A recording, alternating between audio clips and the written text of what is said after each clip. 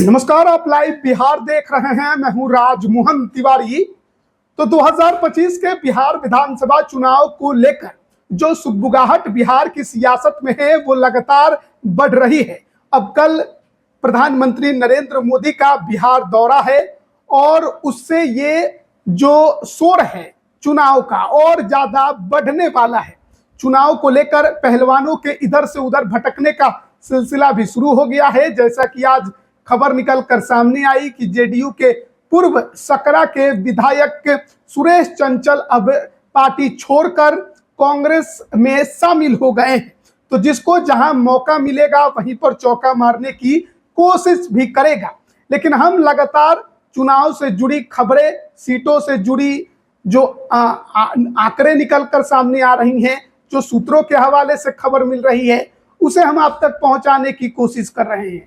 और हम बातचीत आरजेडी का तो कर चुके हैं, अब हम बीजेपी के बारे में बात कर रहे हैं, क्योंकि बिहार में जातीय समीकरण जिस तरीके से साधने की ज्यादा इस बार कोशिश की जा रही है, क्योंकि जातीय गणना हुई है। ऐसे में किस जाति को लेकर किस पार्टी में क्या हलचल है, क्या रणनीति बनाई जा रही है, हम उस पर बात कर रहे हैं। तो हमने सवर्णों को लेकर बातचीत इसके पहले ही बीजेपी के अंदर क्या कुछ चल रहा है आप तक खबर पहुंचाई, यादवों को लेकर क्या कुछ चल रहा है वो भी खबर हमने पहुंचाई। लेकिन आज हम बात कर रहेंगे बिहार की राजनीति में एक बार फिर से जिस समाज का, जिस जाति का जो हल्ला है वो बीते लोकसभा चुनाव से खूब शुरू हो चुका है। काफी ज्यादा लोकसभा चुनाव में इसे रणनीति के तहत भी लिया गया और कहा गया कि लालू यादव ने इस बार 2024 के लोकसभा चुनाव में इसे बड़े अच्छे तरीके से इस्तेमाल किया। यानी कि कुशवाहा कार्ड। बीजेपी के अंदर कुशवाहा कुर्मी को लेकर क्या सुगबुगाहट है, बीजेपी के अंदर किस तरीके से इस बार 2025 में कुशवाहा कुर्मी की रणनीति तैयार की जा रही है। क्या नीतीश कुमार को चौंकाने की कोशिश होने वाली है, या फिर एनडीए जिस तरीके से अब तक पारंपरिक रूप से चुनाव लड़ते आई है उसी तरीके से लड़ेगी, जिसमें कुशवाहा कुर्मी से ज्यादा उम्मीदवार जनता दल यूनाइटेड देती थी, बीजेपी बस औपचारिक तौर पर देती थी।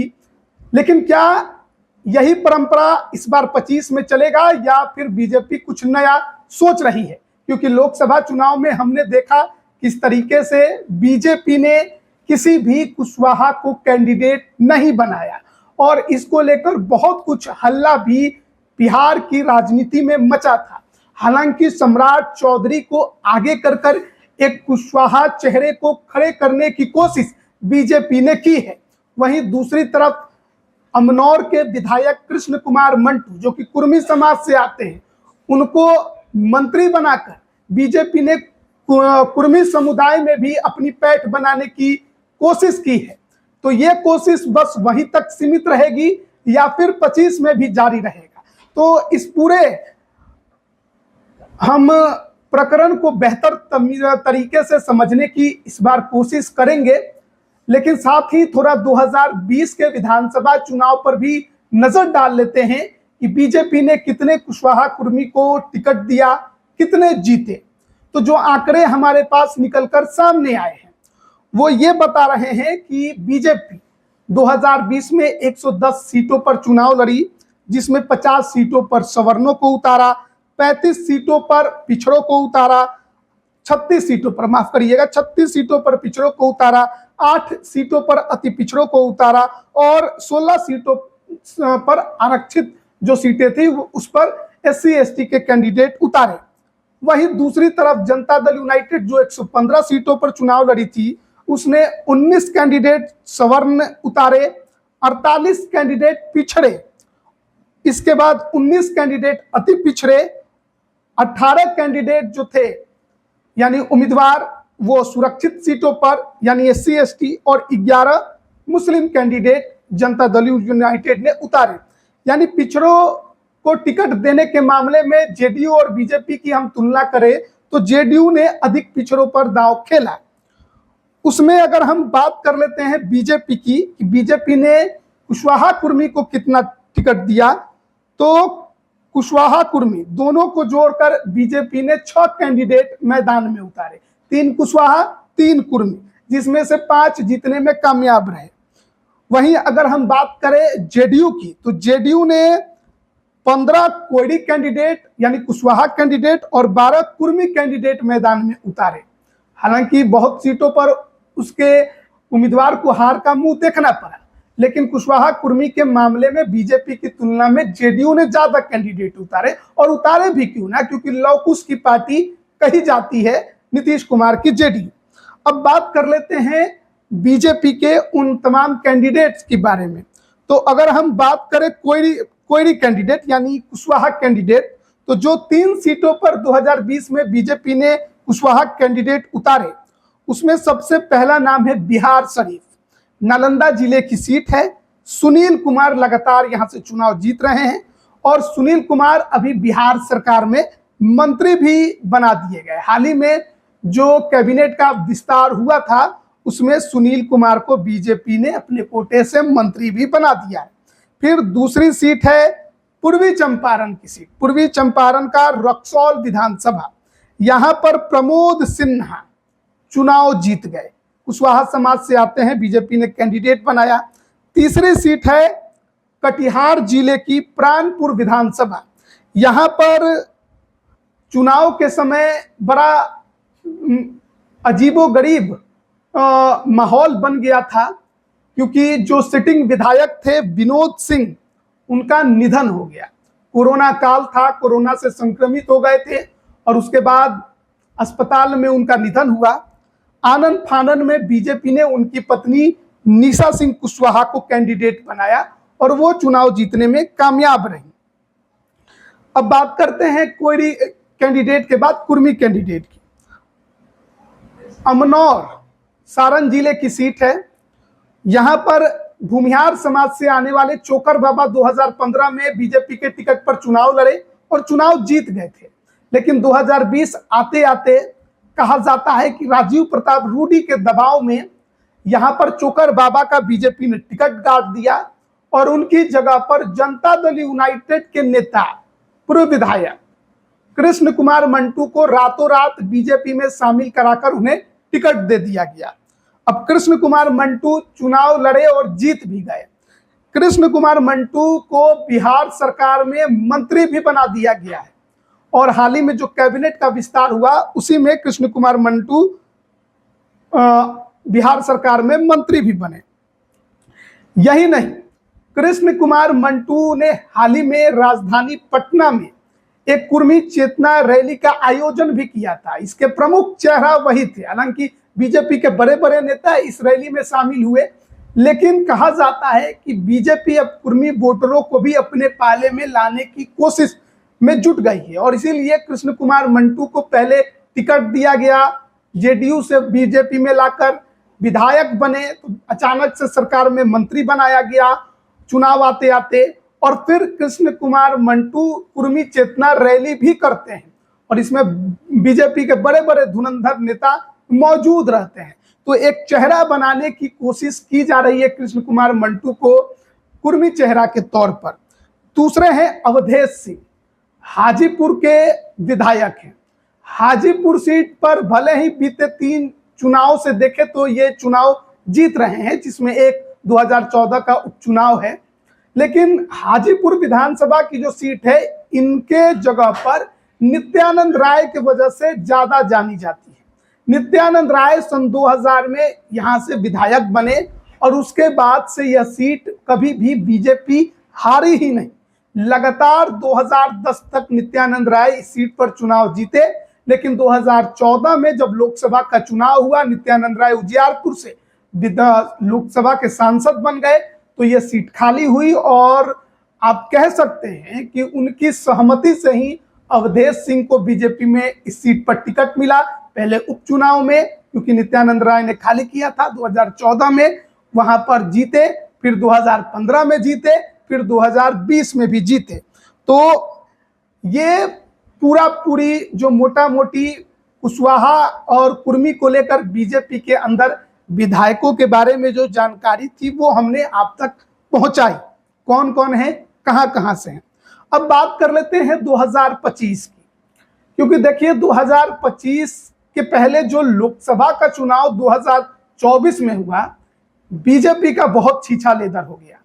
क्योंकि बीजेपी ने भले ही सम्राट चौधरी को खड़ा कर दिया, पहले प्रदेश अध्यक्ष बनाया, फिर डिप्टी सीएम भी बनाया, लेकिन लोकसभा में किसी भी कुशवाहा को बीजेपी ने टिकट नहीं दिया और इसको लेकर नाराजगी भी समाज में फैली।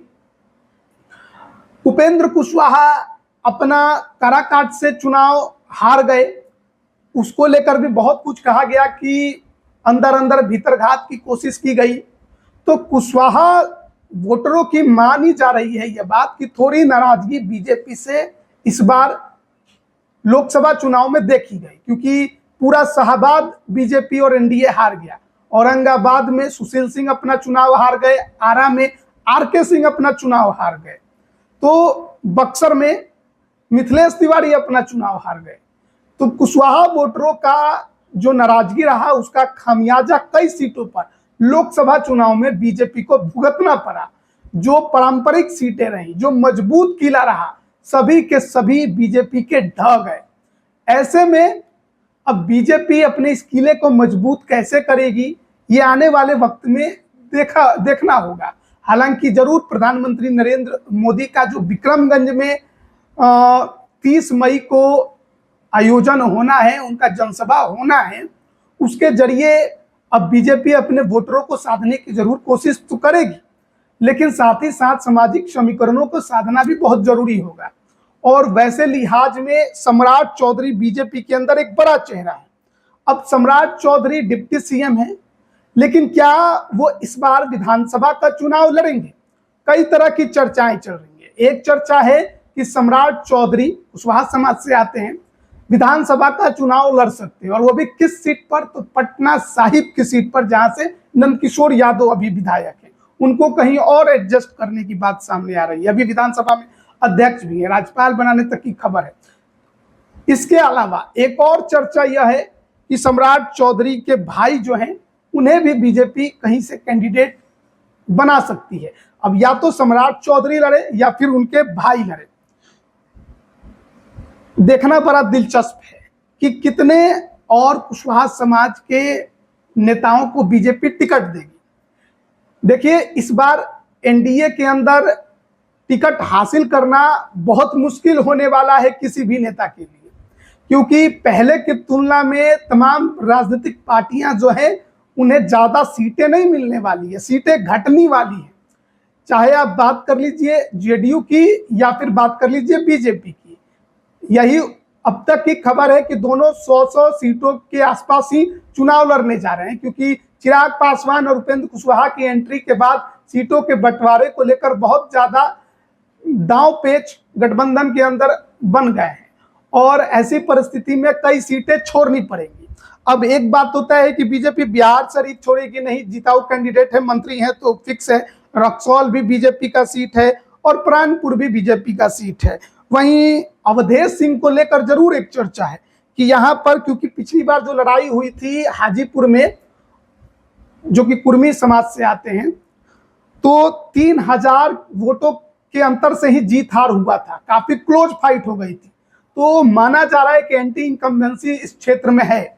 ऐसे में नित्यानंद राय को इस सीट को लेकर बड़ा फैसला करना होगा, क्योंकि ये उनकी पारंपरिक सीट रही है और उनके सहमति से ही अवधेश सिंह पटेल यहाँ से चुनाव लड़ते रहे हैं, जीतते रहे हैं, और इस क्षेत्र में नित्यानंद राय का ही दबदबा है। तो नित्यानंद राय क्या यहाँ पर कैंडिडेट बदलना चाहेंगे? क्या कोई नया पहलवान उतारना चाहेंगे? कोई है उनके नजर में? ये सब कई तरह की चर्चाएं जरूर हाजीपुर को भी लेकर चल रही है, और उजियारपुर में जेडीयू से सीट बदलने को लेकर भी कई तरह की बातें देखने को और सुनने को मिल रही है। तो देखना बड़ा दिलचस्प होगा कि इस बार किस तरीके से बीजेपी कुर्मी और कुशवाहा वोटरों को साधने के लिए कितने उम्मीदवारों को मैदान में उतारती है। क्या खुद सम्राट चौधरी मैदान में उतरेंगे या फिर उनके भाई मैदान में उतर सकते हैं? और कौन नया चेहरा होगा जो चुनावी मैदान में उतरेगा? हालांकि 2022 में भी कुर्मी वोटरों को साधने के लिए बीजेपी ने एक आम कार्यकर्ता को राज्यसभा भेज दिया था। नाम है शंभू शरण पटेल, शेखपुरा जिले के रहने वाले थे, प्रदेश मंत्री थे, और इन्हें बीजेपी ने अचानक से मतलब इनके नाम की कहीं चर्चा नहीं थी और इनको राज्यसभा का कैंडिडेट बनाया और इन्हें 2022 में बीजेपी ने राज्यसभा भेज दिया। तो 2022 से ही बीजेपी की नजर जरूर कुर्मी वोटरों पर टिकी हुई है और अब कृष्ण कुमार मंटू के जरिए साधने की कोशिश, पहले शंभू शरण पटेल फिर कृष्ण कुमार मंटू। अब कुशवाहा वोटरों के लिए सम्राट चौधरी, बीजेपी में सम्राट चौधरी से बड़ा कुशवाहा नेता कौन है? कोई नहीं है, जाहिर है। हालांकि कई जिला अध्यक्ष जरूर इस बार बीजेपी ने बनाए हैं जो कुशवाहा कुर्मी से हैं। अब उनमें से कितनों को टिकट मिलेगा ये भी देखने वाली बात होगी। लेकिन लोकसभा में किसी को टिकट नहीं मिला, उपेंद्र कुशवाहा की हार हो गई और उसके बाद कई सीटों पर एनडीए को खामियाजा भुगतना पड़ा। तो ये बड़ा इस बार दिलचस्प होगा देखना कि बीजेपी कितने कुशवाहा और कुर्मी समाज के नेताओं को टिकट देती है, किन सीटों पर देती है, कौन कौन वो चेहरे होते हैं। और भी जो तमाम अपडेट होंगे वो भी हम आप तक पहुंचाने की कोशिश करेंगे। बने रहिएगा हमारे साथ। आप सभी का बहुत बहुत धन्यवाद।